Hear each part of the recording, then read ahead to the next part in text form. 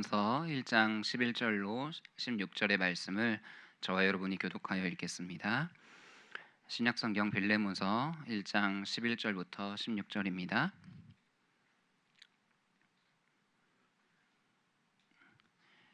그가 전에는 내게 무익하였으나 이제는 나와 내게 유익함으로 내게 그를 돌려보내노니 그는 내 신복이라.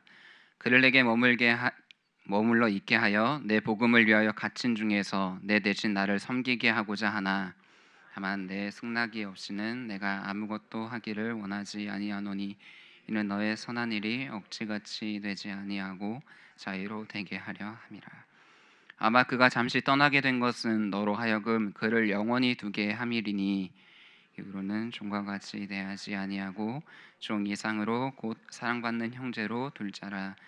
내게 특별히 그러하거든 하물며 육신과 주 안에서 상관된 내게랴. 아멘. 사랑하는 성도 여러분, 여러분에게는 이런 사람이 있으십니까?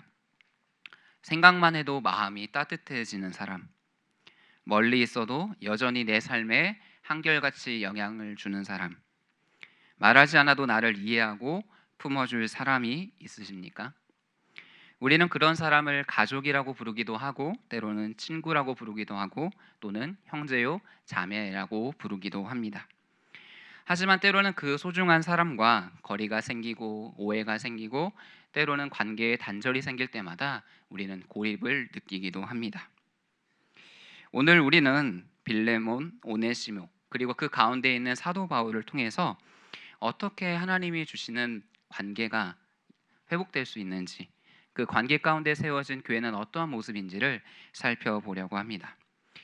여러분에게는 당신은 내 심장입니다 라고 말할 수 있는 사람이 있으십니까? 사도 바울에게 있어서 그가 늘 기도할 때마다 기억하는 한 교회가 있었습니다.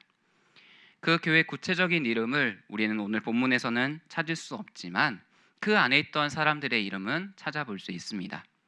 빌레몬과 자매 아비아, 그리고 함께 병사된 아키포, 그리고 빌레몬의 집에 있는 교회를 향하여서 사도 바울은 편지를 보냅니다.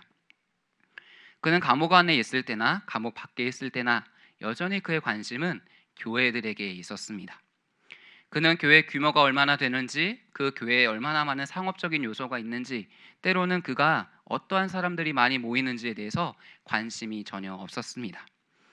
그의 여전한 관심은 과연 그 교회는 복음대로 살고 있는가, 과연 그 교회는 그 안에 살아있는 형제들의 사랑이 있는가가 가장 주된 관심이었습니다. 이 교회의 특징을 몇 가지 살펴보고자 합니다. 이 교회의 정확한 이름은 우리가 알 수 없지만 골로새서 4장 9절을 보면 오늘 본문 속에 있던 이 오네시모를 골로새라는 그 지역에 있는 교회로 파송을 하는 본문의 장면이 등장합니다. 그래서 이 교회는 골로새 지역에 세워졌겠구나라는 것을 추측할 수 있죠. 이 교회는 바울의 제자였던 에바브라라는 사람이 사도 바울에게 복음을 듣고 이곳에 돌아가서 교회를 세웠습니다. 근데 이 교회를 이렇게 정의해 볼 수 있습니다. 바로 사도 바울을 숨쉬게 하는 교회였습니다. 사도 바울은 여러 교회들에 대한 소식을 감옥에서 들었을 것입니다. 우리가 잘 알고 있는 빌립보 교회는 어떤 교회였습니까? 사도 바울에게 기쁨을 주는 교회였죠. 그가 넘치는 구제와 사랑과 헌신을 통해서 사도 바울을 만족하게 했던 교회였습니다. 이것처럼 오늘 본문 속에 등장하는 한 교회가 사도 바울을 숨쉬게 했던 것이죠. 어떻게 했길래 과연 사도 바울을 숨쉬게 할 수 있었을까요? 그는 우리가 알고 있는 것처럼 사도 바울은 누구보다 하나님의 복음을 전하는 일에 앞장섰던 사람입니다. 이방인의 사도로서 핍박 중에서도 복음을 전했고 늘 교회를 세우는 일에 앞장섰던 그였죠. 하지만 감옥에 갇힌 그는 더 이상 아무것도 할 수 없었습니다. 그런데 그때 놀라운 일이 일어납니다. 그가 세웠던 교회에 있는 신실한 일꾼들이 하나님의 복음을 전하기 시작하는 겁니다.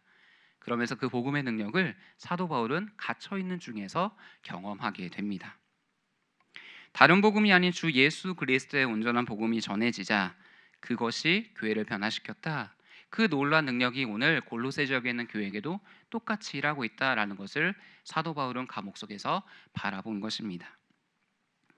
너무나도 가슴이 뛰고 감사하고 하나님을 찬양할 수밖에 없는 상황이었던 거죠. 이것이 바로 하나님의 복음의 능력이구나. 그는 편지 곳곳에서 주 안에 갇힌 바 된 나 바울은이라고 하면서 편지를 보낼 때가 있습니다. 그가 늘 자랑하는 것은 내 힘으로 교회를 세웠던 것도 아니고 내 어떠한 언변이나 능력이 아니라 바로 하나님의 복음이 교회를 세우게 했다라고 편지를 했습니다. 구체적으로 사도 바울이 이 교회를 어떻게 소개하는지 오늘 본문 5절과 6절을 함께 읽어보도록 하겠습니다. 시작. 주 예수와 및 모든 성도에 대한 내 사랑과 믿음이 있음을 들음이니 이로써 내 믿음의 교제가 우리 가운데 있는 선을 알게 하고 그리스도께 이르도록 역사하느니라. 우리는 왜 이 모습을 통해서 기뻐하고 있는지 골로새 지역이 어떠한 곳인지를 조금 살펴볼 필요가 있습니다. 이 골로새라는 지역은 지금의 튀르키의 남쪽 지역이었습니다. 옛날에는 번성했지만 사도 바울이 감옥에 갇혀 있을 당시에는 쇠퇴해서 사람들이 떠나버린 도시였습니다. 근데 이 도시에 중요한 문제가 하나가 있었는데 바로 신비주의라는 것이었습니다. 이건 뭐냐면 자신의 체험을 통해서 하나님의 그 임재를 충만히 경험하는 그것에 더 집중을 했던 것입니다. 골로새서 2장 18절은 이런 사도 바울이 골로새의 특징들을 세 가지로 정의해주고 있습니다. 첫 번째는 이들은 천사 숭배를 하는 자들이었다. 두 번째, 눈으로 본 것이 있다 하면서 환상을 본 것을 이야기하는 자들이었다. 그리고 마지막으로 겸손한 것처럼 그렇게 율법을 따라갔던 사람들이었다라고 골로새 주변에 있는 영적인 상황들을 설명해 주었습니다. 이 사람들은 겉으로 보기에는 거룩하고 경건해 보입니다. 저 사람에게만 가면 하나님의 신비한 그 일들을 볼 수 있겠구나, 내 미래를 알 수 있겠구나 하면서 그들에게 찾아갔다는 것입니다. 그렇게 하다 보니까 우리가 잘 알고 있는 주 예수 그리스도의 복음과 반대된 삶을 살아가게 된 것이죠. 맛있는 스테이크가 상위에 올라가 있는데 그 스테이크를 맛보기 위해서 칼질을 하기보다는 그 주변에 있는 가니쉬들, 메시포테이토와 그게 어떻게 꾸며져 있는지 집중하면서 정작 중요한 그 고기의 맛을 보지 못했던 그런 모습이 바로 골로새 교회의 모습이었다라는 것이죠. 복음은 무엇입니까?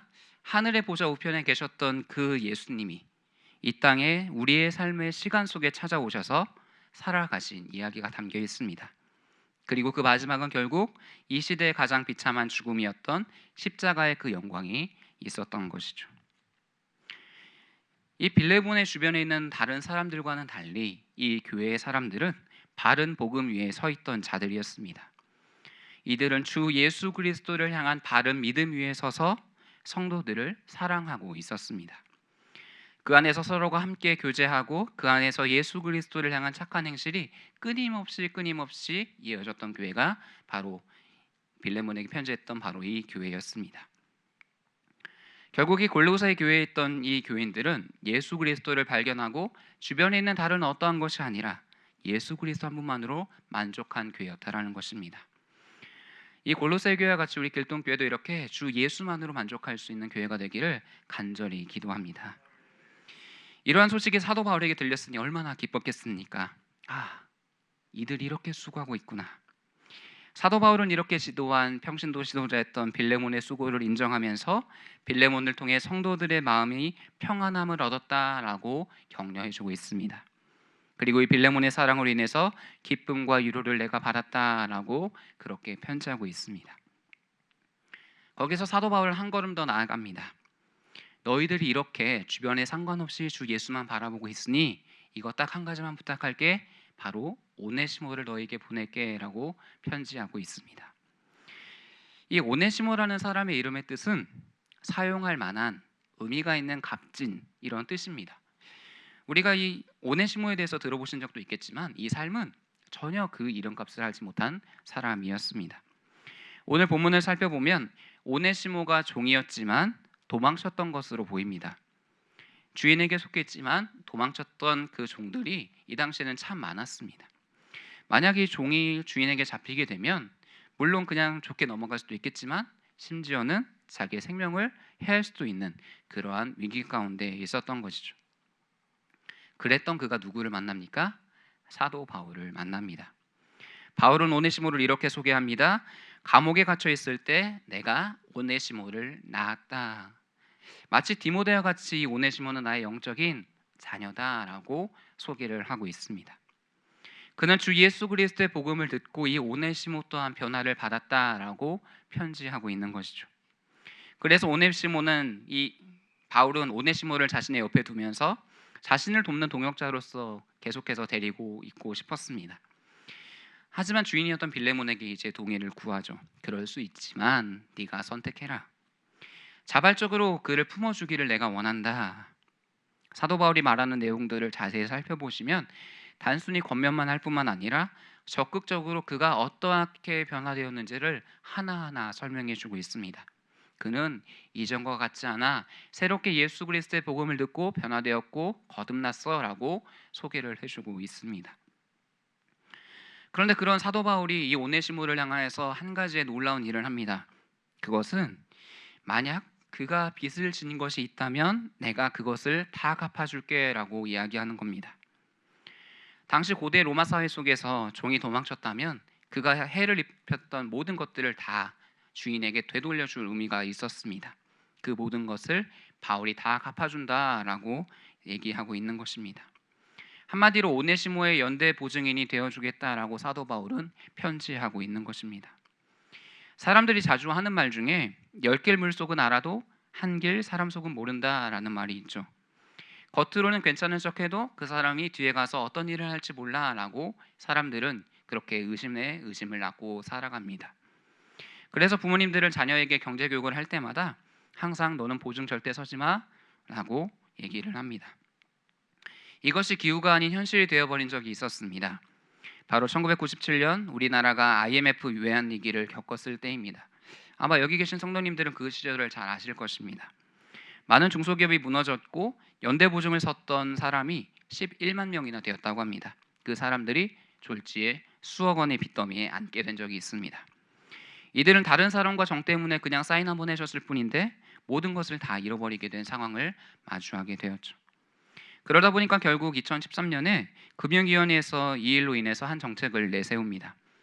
97년부터 2001년까지 기업 도산으로 인해 부담하게 된 모든 사람들, 연대 보증 채무가 있는 모든 사람들을 다 지원해 줄게. 원금의 40%에서 70%까지, 그리고 연체 정보 등록 명단 다 삭제해 줄게. 그리고 다시 취업할 수 있도록 취업 교육을 해 줄게라는 한 정책을 내세운 적이 있습니다. 이것으로 인해 많은 사람이 다시 삶을 회복하고 일어서게 되었죠. 마찬가지로 바울도 오네시모에게 이러한 기회를 준 것입니다. 예수 그리스도 안에서 변화되었지? 그럼 그 모든 책임을 내가 다 질 테니까 넌 가서 복음에 합당하게 살아. 오네시모는 이 편지를 보면서 어쩌면 울었을 수도 있습니다. 어쩌면 이것이 예수 그리스도의 사랑이겠구나. 나에게 책임졌던 모든 죄의 값을 다 담당하신 예수님의 사랑이 바울을 통해 직접 경험되고 있는 것입니다.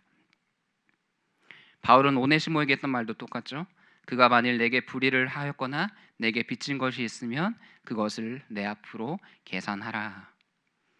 사도 바울은 왜 이렇게까지 오네시모를 품었던 것일까요? 사도 바울은 오네시모를 이렇게 소개합니다. 그는 내 신복이라. 여기서의 신복은 헬라어로 보면 스플랑크나라는 단어입니다. 한마디로 내 마음속 깊은 곳 중심에 오네시모가 있고 그를 내가 항상 품고 기도하고 있어라고 소개를 빌레몬에게 해주고 있는 것입니다. 빌레몬이 많은 사람들에게 사랑으로 품었듯이 그것처럼 이 오네시모가 너에게 갔을 때 많은 위로를 얻게 될 거야 라는 의미가 이 안에 담겨 있습니다.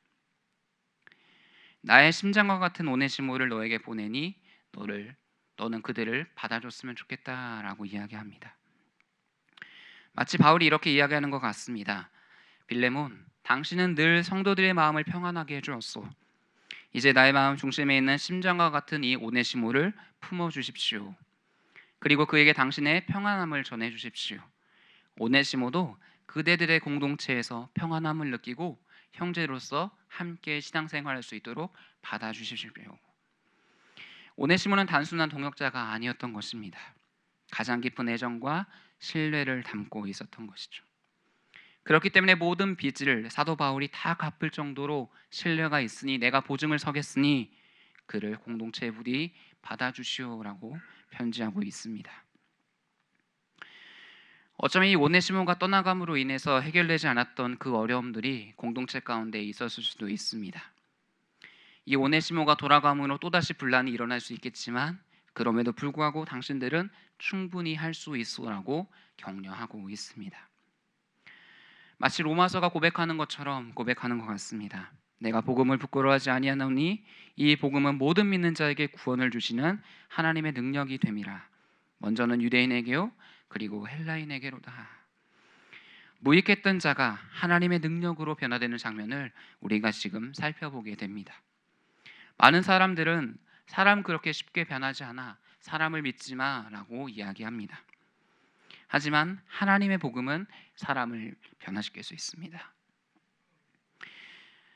하나님의 복음은 사람을 변화시킬 수 있습니다. 사도 바울은 15절에서 이렇게 하나님의 역사를 마무리하고 있습니다. 혹시 그가 떠났던 것은 단순한 일이 아닌 것 같아요. 하나님이 일하셨던 것 같아요 라고 운을 띄웁니다. 오네시모가 그를 떠났던 이유를 이렇게 해석합니다. 그의 잘못을 하나님의 구원의 계획으로 바꾸고 있습니다. 그가 범죄하여 떠나지 않았다면 사도 바울을 만나지 못했을 것입니다. 그렇기 때문에 그가 잠깐 골로새에서 떠난 것은 복음을 다시 한번 듣고 그가 다시금 새롭게 하나님의 자녀가 되어 당신의 공동체로 가서 평신도 지도자가 되어 세워질 그 놀란 하나님의 구원의 계획이 담겨 있었던 것 같습니다라고 사도 바울은 편지하고 있습니다. 종으로 돌아오게 하기 위함이 아니라 영원한 형제로 다시 만나게 하기 위함이 아니었을까요? 라고 조심스럽게 빌레몬에게 편지하고 있습니다. 오네시모의 새로운 정체성을 이렇게 소개합니다. 종 이상으로 사랑받는 형제라. 그를 나와 같은 동역자로 여겨주십시오. 교회는 생명의 공동체입니다. 이러한 놀라운 간증들이 넘치는 곳이 바로 교회이죠. 그가 이전에 어떤 일을 하였던, 그가 어떠한 곳에 속하였고 어떠한 범죄를 저질렀던 하나님의 복음이 있는 곳에 용서가 있습니다. 그 누구도 하나님의 복음 안에서 용납을 받지 못하는 사람은 한 사람도 없다라는 것이죠. 여기 있는 우리도 이 놀라운 용납, 하나님의 화해를 경험하지 않았습니까? 그렇기 때문에 우리는 모두 형제요 자매인 것입니다. 사도 바울은 내가 이야기한 것보다 더 그 이상으로 당신들은 해줄 것을 믿습니다 라고 편지를 마무리합니다. 그리고 그의 믿음의 동역자였던 에바브라, 마가, 아리스다고 데마, 누가도 같이 이 일에 문안을 하죠. 이 모든 일에 주 예수 그리스도의 은혜가 여러분의 영과 함께 하시길 기도합니다 라고 편지합니다. 저는 이 편지를 자세히 묵상하면서 이 길동교회를 통해 보내시는 하나님의 편지라고 생각했습니다. 이 길동교회 가운데 주 예수 그리스도의 은혜와 주 예수 그리스도의 영이 늘 함께 하시길 간절히 기도합니다. 사랑하는 성도 여러분, 하나님의 복음은 무익한 자를 유익한 자로 바꾸는 놀라운 회복을 경험하게 합니다. 우리의 생각과 기준에서 저 사람은 결코 선한 것이 없어 라고 생각했겠지만 하나님은 그들조차도 사랑의 대상으로 바라보십니다. 그들은 결국 나의 마음 한구석에 뗄래야 뗄 수 없는 심장과 같은 존재로 자리 잡게 되어 있습니다. 여러분에게 심장과 같은 존재, 그런 동역자가 누가 있으십니까? 우리는 돌아오는 토요일 영화부와 유치부가 성경학교를 시작합니다. 이때 우리는 우리의 모든 기준들을 다 내려놓아야 합니다. 쟤네들은 나이가 어리잖아. 쟤네는 아직 감정이 미성숙한데 쟤네가 무엇을 할 수 있을까? 근데 저 아이들을 자세히 보면 습득력이 엄청 빠른 걸 보게 됩니다. 그냥 한순간의 복음을 계속해서 듣고 있는 것을 보게 되는 것이죠. 우리가 그들을 이렇게 고백했으면 어떨까요? 모든 다음 세대를 향하여서 저들은 나의 심장과 같은 존재야. 이들에게 하나님의 복음이 심겨질 때에, 이들에게 그 놀라운 하나님의 생명이 자라나기 시작할 때에 우리는 앞으로의 70년 후의 모습을 보게 될 것입니다. 마치 우리 성도님들이 여기서 함께 예배하는 것처럼 그 다음 세대들이 자라서 함께 이 자리 가운데 예배하는 그 놀라운 감격이 계속해서 이 교회 가운데 자라기를 간절히 기도합니다. 우리가 아름다운 순사역을 하면서 함께 앉아서 이야기를 할 때 더 많은 의견의 다툼들이 있을 것이고 사람들의 성격들이 다 나타나게 될 것입니다. 하지만 그때마다 우리 순에 있는 사람들을 향해서 이렇게 고백해 보면 어떨까요? 그대는 나의 심장입니다. 우리가 이번 여름을 지나면서 이 하나님의 복음을 깊이 있게 경험하기를 원합니다. 우리가 8월이 끝나고 9월 이 자리 가운데 함께 다시금 예배할 때 진짜 복음이 하나님의 사람들을 살렸습니다. 진짜 하나님은 살아계십니다라고 고백할 수 있기를 간절히 소원합니다. 기도하겠습니다.